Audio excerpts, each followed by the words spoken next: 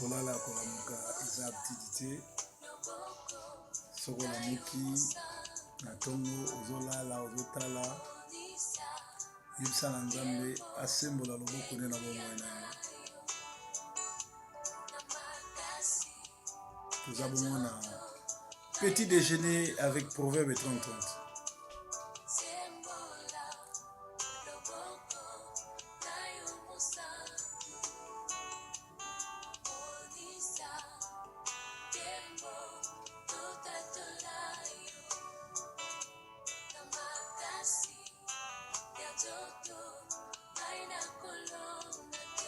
Tolonga te na makati ya nzoto.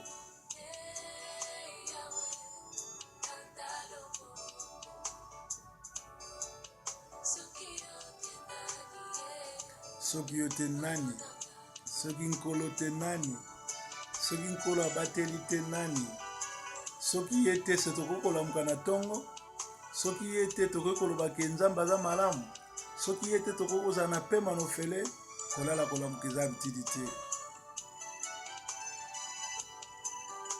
Nous avons un petit déjeuner sur Sentinelle TV.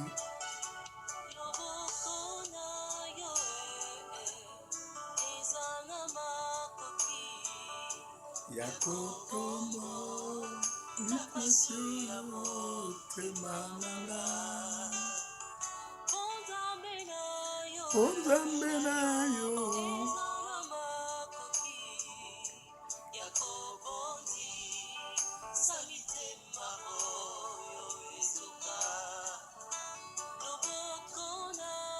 Loboko na yo eza na makoki.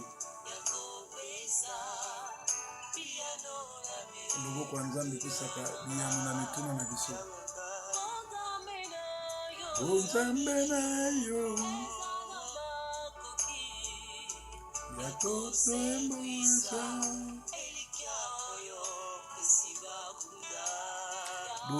Nzambe eza na makasi ya kosepisa elikia oyo bakunda kolela te ndeko na ngai.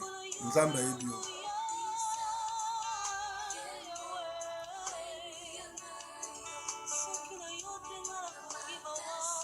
Soki tokimi epai na ye te tokokima wapi?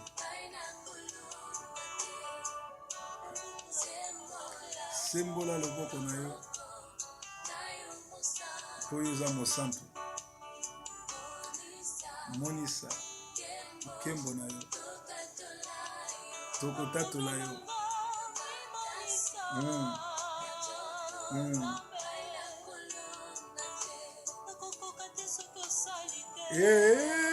Yawe tamba loboko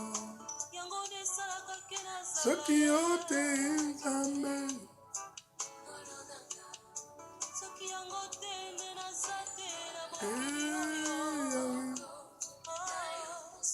Sembola loboko no po oza mosantu. Monisa kembo na nguya na yo. Surtout ba voisin bato baza pembeni bamona nguya na yo po bandima. Sembola loboko na yo mosantu. Monisa kembo pe tozotatola yo. Sentinelle TV, réveil matinal. Yawe tanga loboko soki yo te Nzambe nkolo nanga aza. Yawe tanga loboko monisa yo ngino na molili soki yo te nani, soki Nzambe te nani lisusu. Motema ekomi na pasi, motema ekomi na suka.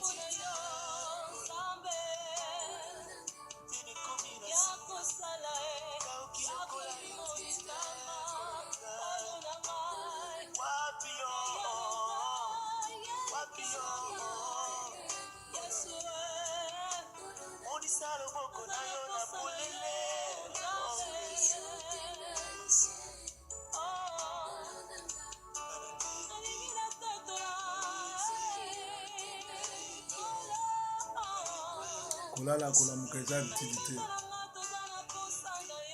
Toza na posa na yo na libota na biso. Soki yo te mosusu aza te.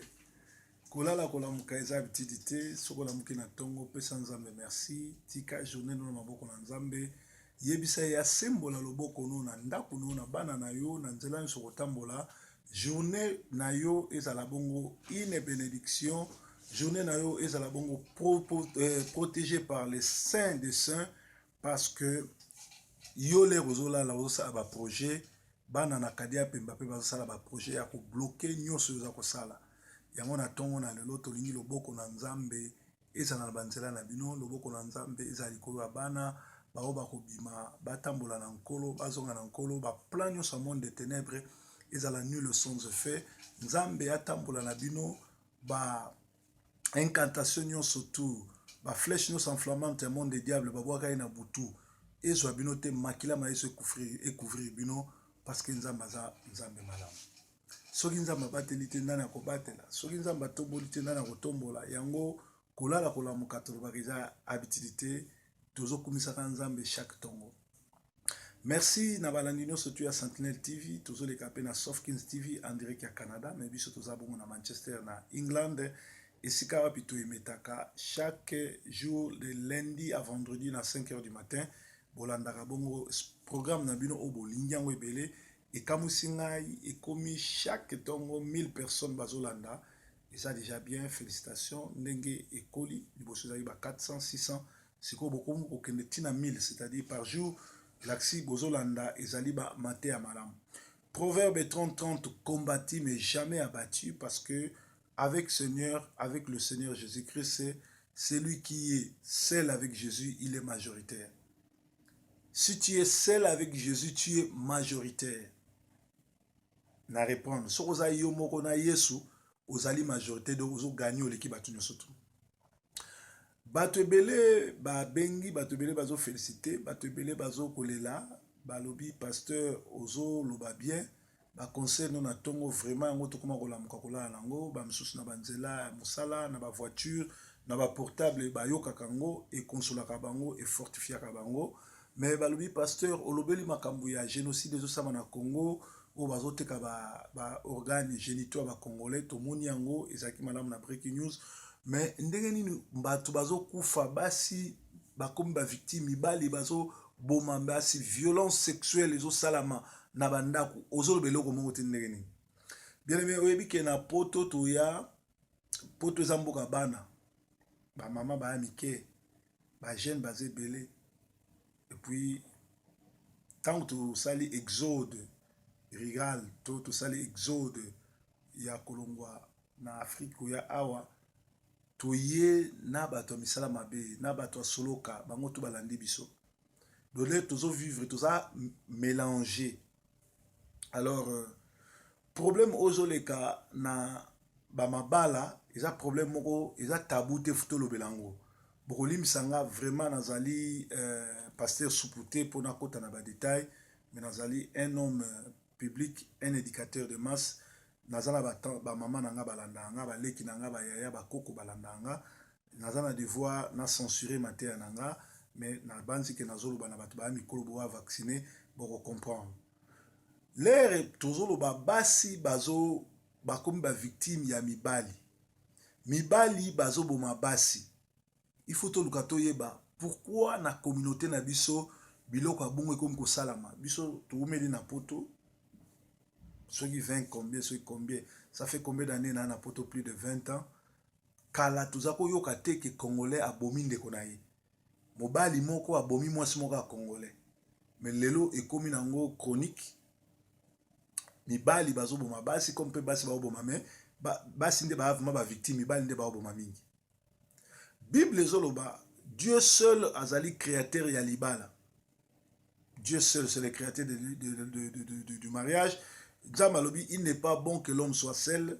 L'homme quittera ses parents pour aller épouser sa femme et devenir un. Et ça biblique. Libala les institutions ensemble. Nzamba a créé à sous tout Nzamba a bali ça à ça que moi sina mobali ba bala na po ba continuer procréation. Procréation et ça la makana couplement.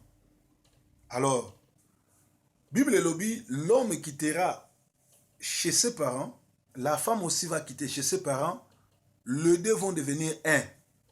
L'autre a une communauté, a un grand problème, dans milliers d'habitants congolais, devenir un des commis un problème dans l'ibala.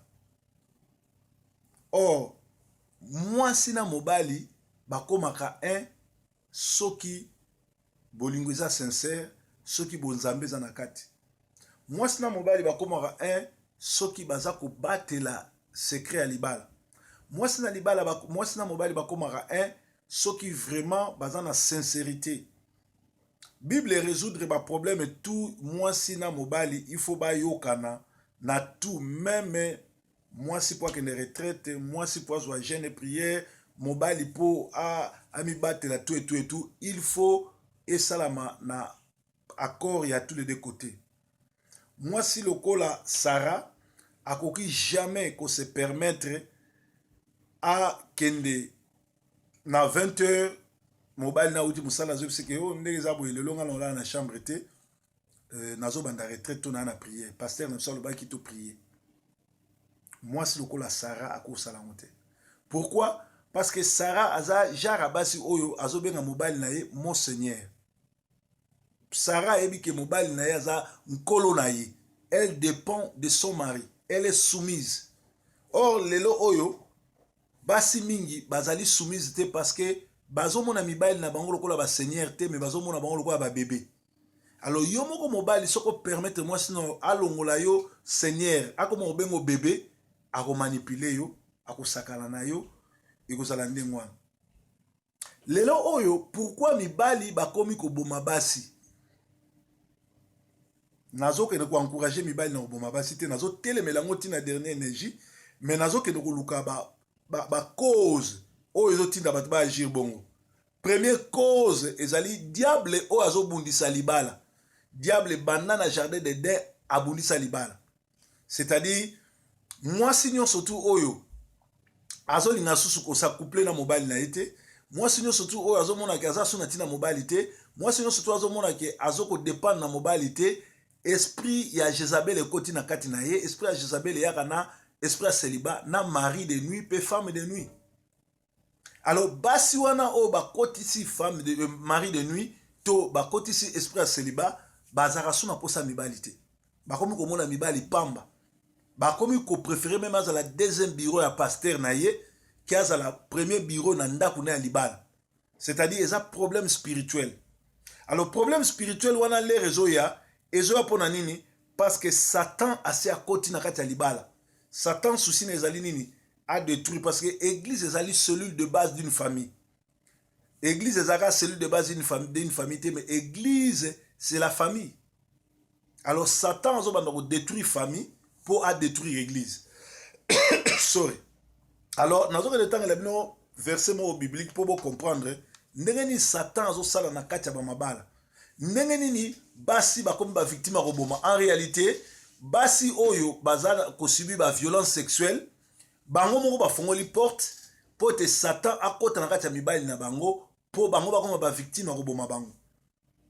Parce que moi si oyo abali moi si oyo azali na mobile na ndako akoko se permettre te asambela à se décider à bima na chambre à que ne retraite à se décider à bima na chambre à na salon à se décider na butu olala na pyjama azola na jean ba misu se komi po elanga fo a taxe à part bon alibala ba futa na elanga fo ba taxe sous facture ya plus pour bozala na mwasi na yo na lobaki bien naza se passer souputé do bo s'attendre te que na kota na kati na yo ba na mukolo ki mukolo ba mikolo ba comprendre et comme ko sala maison mona na normal moi si ba bala yo ba pesa mbongo et pas ba parents mais comme ils sont comme hiver il faut au bac sa tarif moko boye pour la risika mona mobile na sinon te ola ta collant ata 4 sinon te ola ta ba jeep ola ta ba jean et tout alors biloko wana ezo travailler subconscient ya mobile alors mibali ya kokotsa na kwiti ba demo ba kotier ti ya komona ke non lokola bala yo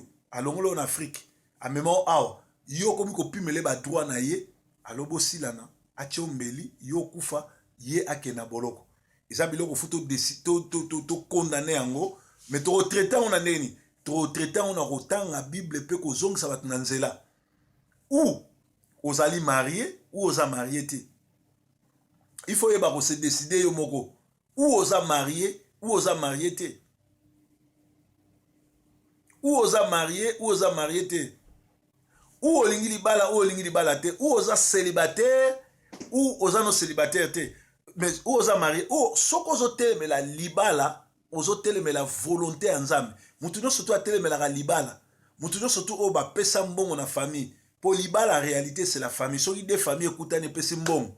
Ozali marié ata bokela l'église te, boza marié na kati ya Bible na mona place babali mwasi na église te. Babala ka mwasi pa ba famille na ye. Soki yo basi ba pesa masanga na famille na yo. Yo komi na ndako komo sala ba je na yo.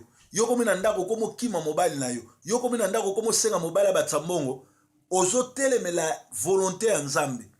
Oza un esprit ya Jezabel bengangai na ko délivrer yo ou bien Lucas pasteur waza pembeno a délivrer parce que c'est pas normal. Toujours que notanga na 1 Corinthiens 7 apôtre Paul a lobi yango bien. 1 Corinthiens 7 premier verset zolba. Pour ce qui concerne les choses dont vous m'avez écrit, je pense qu'il est bon que l'homme ne touche point à la femme. Apôtre Paul a zolba on peut yemo balagité. Abieza malamu mobali a touché na mwasi te. Pourquoi zolba mwasi mobali a touché na mwasi te? Parce que soit koko touché na mwasi o azan esprit à Jezabel. Mwasi oyo diable c'est à côté lokola Eve diable à côté là qui est na jardin d'Eden mobali wana vi na ye baby. Alors lokola mibali ebele ba na molimo Nzambe te. Moya ye bate bazana discernement des esprits te. Moya ba ye bate mwasi waza mvute mwasi waza malamu apeki si mobali a touché mwasi te. Parce que Bible est celui qui trouve une femme trouve le bonheur. Ça dit sur trouver moi c'est ma belle trouver le malheur. Proverbe 18 22. Alors awa alobi que il n'est pas bon que l'homme touche à la femme. Toutefois, pour éviter l'impudicité, que chacun ait sa femme et que chaque femme ait son mari. Apôtre Paul alobi boyi, pona ye eza bien te que mobali azala na mwasi. Mais pour na kobo ya impudicité ezotindika mutu na lifelo. Impudicité ezotindika mutu azo ba démon akabola 50% 50% na milimo mabe ya mutu wana abeza malamu mobali nyonso za na mwasi ne moko mwasi nyonso to za na mobali moko. Ezali malamu mobali aza na mwasi moko, ezali malamu mwasi pa za na mobali moko. Siko tala yoza moyembi, yoza diaconesse, oza marié, mobimansu na pasteur na yo. Oza marié, mobimansu na chef à chorale. Oza marié, moza na ba copain na musala. Oza mo Christ wa ndengeni. Apôtre Paul alobi, mais il n'est pas bon que l'homme touche à la femme. Mais pour éviter, pour fuir l'impudicité, que chacun ait sa femme et que chaque femme ait son mari. Que le mari rende à sa femme ce qu'il lui doit. Bible Zoloba, que le mari rende à sa femme ce qu'il lui doit. Qu'est-ce que le mari doit à la femme? L'amour, la tendresse, la protection. Kende na Ephésiens 5, banana 20 na sebalobi, femmes, soyez soumises, mari, aimez vos femmes. Bandeko mibali, moi si oazo se sentir aimé, moi si nyon surtout alingaka ba aimé. Ce qui est mobile, ko aimer ça veut dire donner. Dieu a tant aimé, il a donné. Ogolo bateau lingaka moi si ozo ele ba fleur, moi ça kongo obengano. Nabi soso lingaka moi si faut ele mbongo, oso mele voiture, oso mele nyonso, oso mele bilamba, parfum. C'est ça aimer. Il n'existe pas l'amour, mais il existe des preuves d'amour. Dieu a tant aimé, il a donné. Quand tu aimes une femme, tu dois donner. Nakama nous sommes na même on a poto mais. Et ça devoir na mais moi c'est na poto. Et ça devoir na quand tu aimes, tu dois donner. Une femme qui se sent aimée, une femme qui se sent dorlotée, a copé sa yo nyos yo lingi. Mobali, soki ozo ko forcer moi si, soki ozo sa la violence, moi si a ko se rebeller, a ko l'action vrai face na ye, et ko memayo afunda yo, et ko memayo ti obomaye, mais ya ko se rebeller. Mais par contre, moi si sera se sentir aimé, moi si sera se sentir dorloté, nyon sozo linga ko pesa yo. C'est-à-dire, Bible lobi, que le mari rende à sa femme ce qu'il lui doit. Et ce qui en a été, alors, et que la femme agisse de même envers son mari. La femme n'a pas autorité sur son propre corps, mais c'est le mari qui a l'autorité sur son corps. La femme n'a pas autorité sur son corps, mais c'est le mari. C'est de même. Pareillement, le mari n'a pas l'autorité sur son corps, c'est la femme qui a l'autorité. C'est-à-dire, ce qui, le mari, pareillement, le mari n'a pas autorité sur son propre corps, mais c'est la femme. Ne vous privez point l'un et l'autre, si ce n'est d'un commun accord pour un temps, afin de vaguer à la prière. Puis, retournez ensemble de peur que Satan ne vous tente pas par votre incontinence. Je dis cela par condescendance. Je ne fais pas une ordre. Je voudrais que tous les hommes fissent comme moi, mais chacun tient de Dieu un don particulier, l'un d'une manière et l'un de l'autre. Alléluia. Eza clair. Bible eza clair awa elobi ke mobali azali mukolo nzoto te soko bali mwasi. Mwasi pe aza mukolo mobali te mukolo nzoto te soko za marié. Alors, nayebi te, il y a trop de charlatans, il y a trop de petits sorciers. Oh bazako tal sabat misapi. Oh yo bazaki ko sala baventir na bazando bana bango tu bakota l'église. Alors, le problème c'est se pose tango bato bazo ke no balana, bato tu bali ko bala na église. Ba pasteur bazo te ani mukola libala.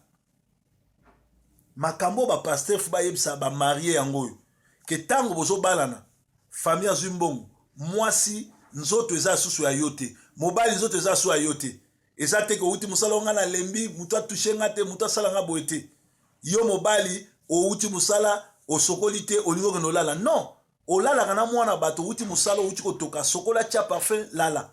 Et puis ça la prêt pour na nyonso. Moi si pe la même chose. Moi si okolo bateke na sambelaka trop, pasteur na so pe si concile, 3 jours to ko ta retraite, prière tout et tout, sans pour autant boyo kana yo na mbali na yo.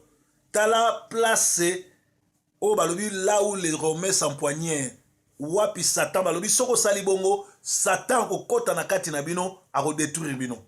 To mone sika o Satan le lo akoti na kati ya mabala pona nini mibali balobi ba uti musala balembi ayebi te ke nzoto na ye az autorité na mote mwasi azozela ye basi pe balobi bango balingi prière balingi boye na bo balembi mobali asimba ete alati jogging alati pinjama alati pantalon a jean mukola kolala ale epesi pitopani ba mibali musu bakoti na kati ya masturbation nyonso wana ezomema ba femme de nuit basi musu pe bakoti na kati ya ki bakomi ba lesbienne ezomema nyonso ba femme de nuit ba mari de nuit bakoti mari de nuit lera koya akolingaka jamais mobali apusa na pembeni na yo.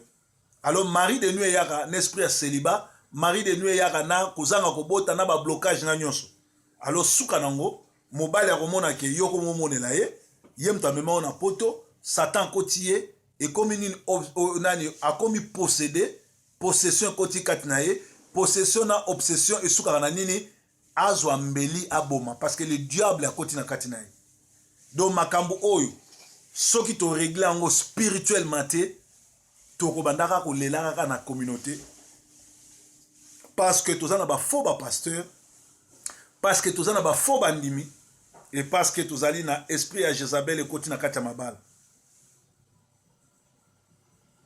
Donc moi si fois sur le mobile na kimia ko senga permission pour abanda retraite to prière mobile pe il faut sur na moi si na ye pour abanda retraite ou bien prier pour le baka uti musala lembi yo mo ozwa décision te ezala ndengwana mais moi si oyo abengana ka mobile na ye na ndako to moi si abenga mobile ne bébé akwesela ka mobile na ye sous l'influence satanique oyo komema esprit ya Jezabel oyo mema mari de nuit oyo mema ba esprit ya ndenge na ndenge à part wana basi mususu bazo kota na influence diabolique à travers ba rouge à lèvres ba tiré rabote manzaka milai ba fausse perrique nde yango wana ezokotisela basi mingi ba esprit ya sirène.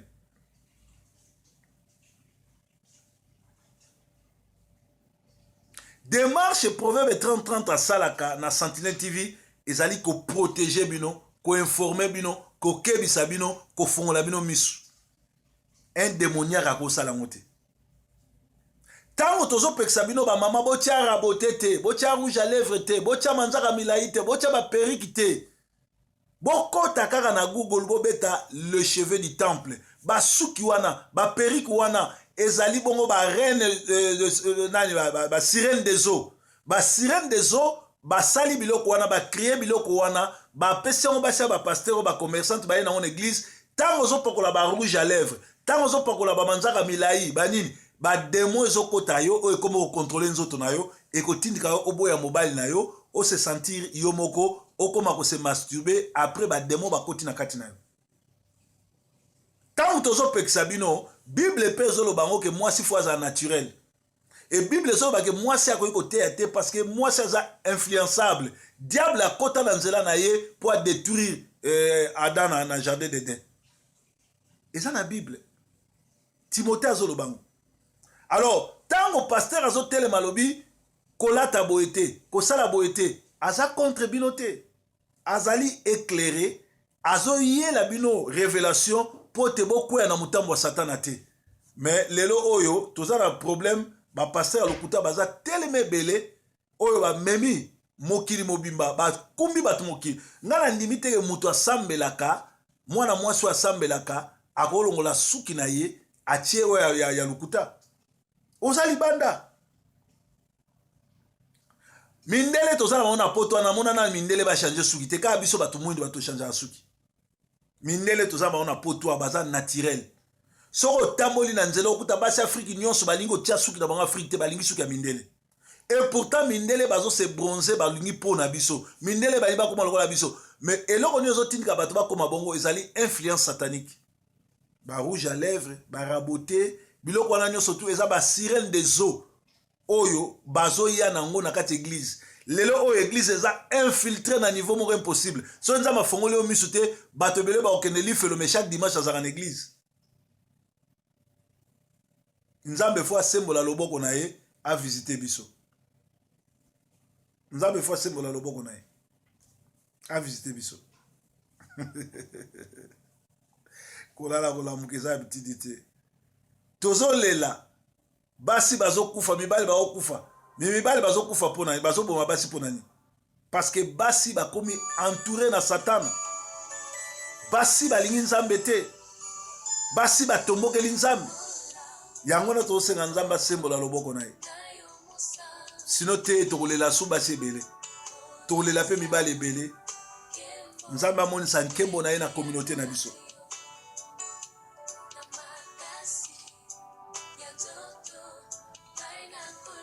na makasa ya nzoto tokolonga te ndeko na nga sembola loboko loboko na yo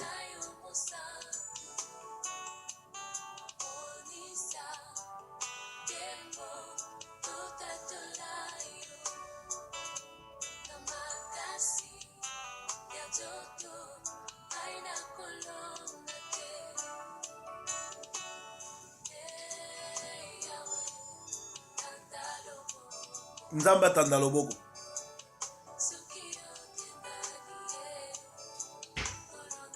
soki nzambe aza te nani nkolo na yo akobatela yo diable azorode tout autour na biso azoluka nani akodevore Sentinelle TV Sauf Kids TV kolala kolamuka eza bitidi te petit déjeuner eye mpo na yo eye mpo na nga eye mpo na biso nyonso loboko na nzambe ya mobali eza na makoki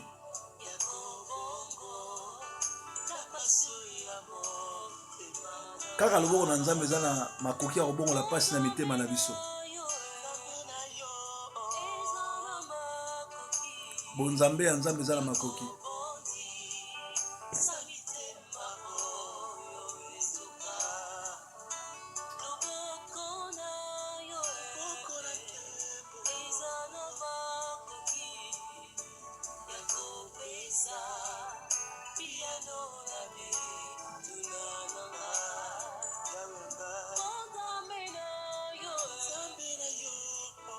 tikete nzembo e consoler bino e fongola bino miso na molimo bo comprendre volonté ya Nzambe ezani na matsenema oyo.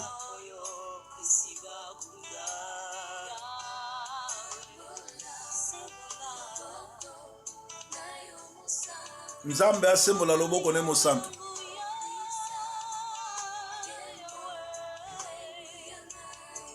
Amonisa nkembo na nguya na ye. Soki asali te tokima wapi.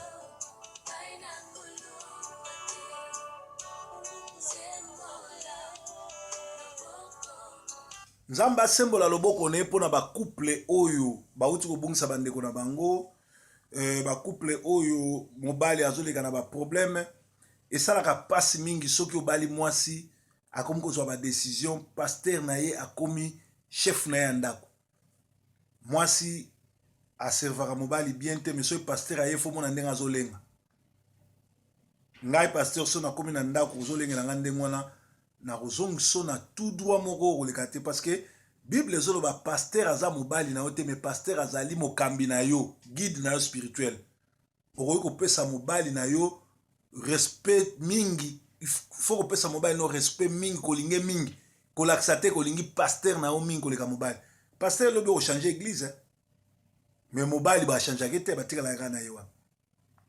Celui qui a Dieu est majoritaire. Bandimi oyo baza dirigé na ba un pasteur oyo azanga molimo baza perdu. Car un peuple sans révélation est mort. Un peuple perdu. Tite 1:10 azoloba alobi Paul azobisa Tite na 1:10 na Tite 1:10 alobi il y a des gens qui séduisent des familles sont à fermer la bouche et à leur confisquer leur ministère. Batu o bazo séduire ba famille na koteya mate ya lokuta na kokabolaka batu na koteya mate ya supu. Balobi il faut ko botola bango kokanga bango monoko pe ko botola bango ministère. Bino mibali bolingi basi na bino kozala dur na mwasi te ako se rebelle. Mibali mosusu basi batombokeli bino parce que tu es trop dur. Une femme qui se sente aimée par son mari donnera tout à son mari automatiquement.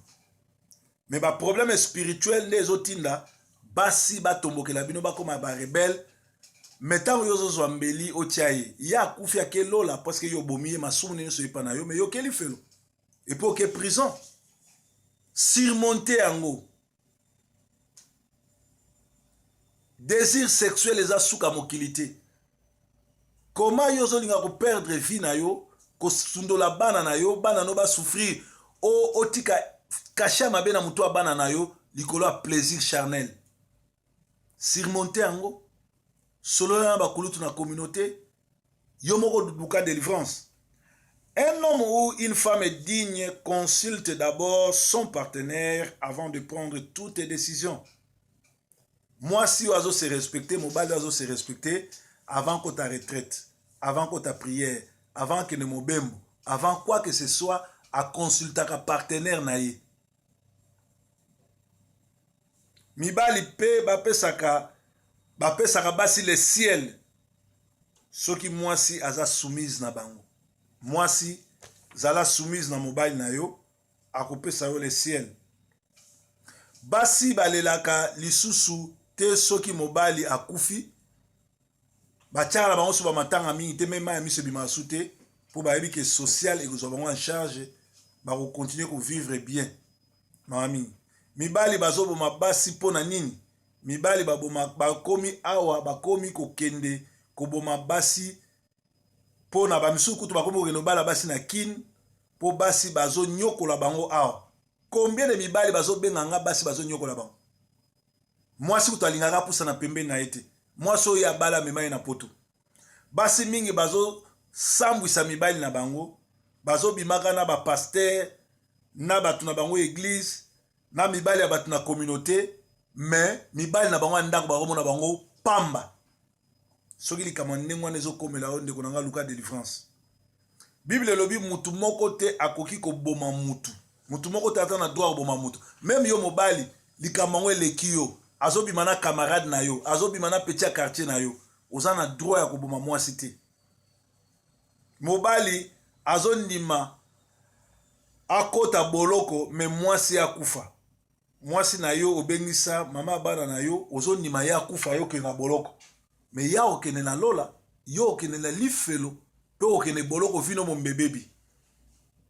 Rôle ya un pasteur ezaka ko te ate ko kanga batu bandoki te ko bondela pona batu te ezali ko éduquer ko kebisa ko fongola batu miso po batu ba ke na bakota na lola. Base ya tout cela ezali église etondi na ba faux serviteurs na ba faux bandini. Esprit ya célibat et memaka femme de nuit, mari de nuit et soukaka na possession na dépression et soukaka ko bomisa batu. Yangana bien aimé kopo na église, kopo na pasteur ezali bien na vie na yo. Soko sali aventure kopo na un faux pasteur, esprit ya Jezabel l'air ekota na ndako na bino mobali ya koboma yo, okena lifelo. Okotika bana bango moko po loboko na Nzambe ya likolo na ote. Nzambe asala na vie na bino. Ezalaki petit déjeuner à lelo. Molimo na Nzambe sunga bino. Na basi na mibali. Oaza na décision po mwasi azo nyokola ye, po mwasi akoma olata ba kola, mwasi akoma olata ba jina oboma ye, tika décision wana. Basi baze belé, soki simbi te bokabwani. Balobi kabwana na mwasi me balobi ko bomana na ete. Vie ezo suka te na mwasi wana. Yo pe mobali. Senga mwasi na o makambo nyonso tu na kimia. Zala tendre na ye. L'accès bolingo. Akopesa nyonso yo lingo. Mibali bakomo sopa boule ko keno bala na Kinshasa na bana mike basi pe bakomo sopa boule. Kolanda ba musicien ba pasteur na bana mike na bata pusu na Kinshasa na ba petit bateka ba manyoko.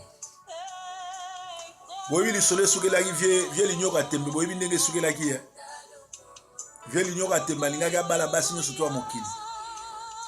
Alia linyoka tembe kufa likola kolanda basi. Vie linyoka tembe bato boyebi lisole na nini na Addis Abeba pe na Somalie. Nzambe amonisama na bandako na bino na bavi na bino. Bana mingi bazangi baboti likolo ya ba violence sexuelle na ndako. Mobali o azokoka ko maîtriser vie sexuelle na été aza perdu.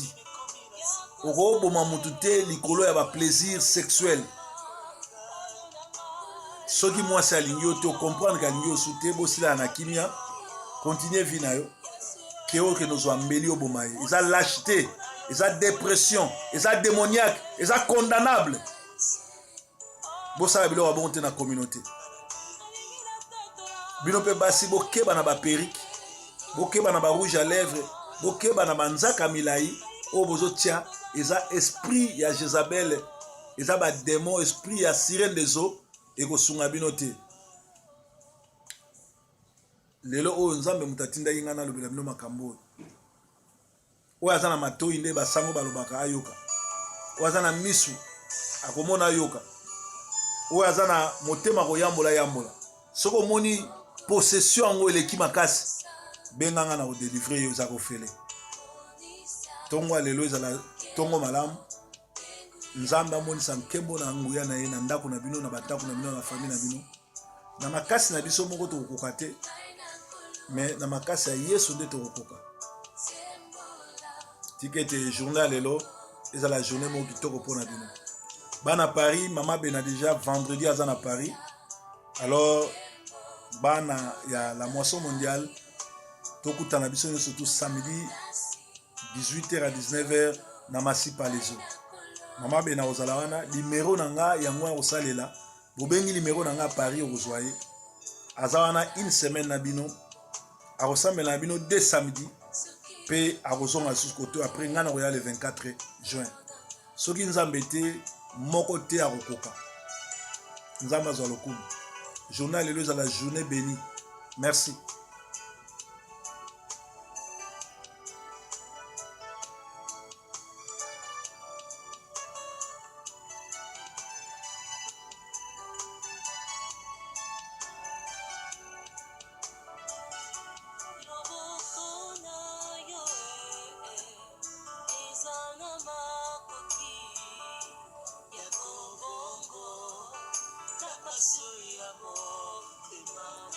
pasi eza na motema na yo oyo mwasi azosala yo kaka loboko ya nzambe moto eko résoudre yango. Mbeli te, canif te, poison te. Merci.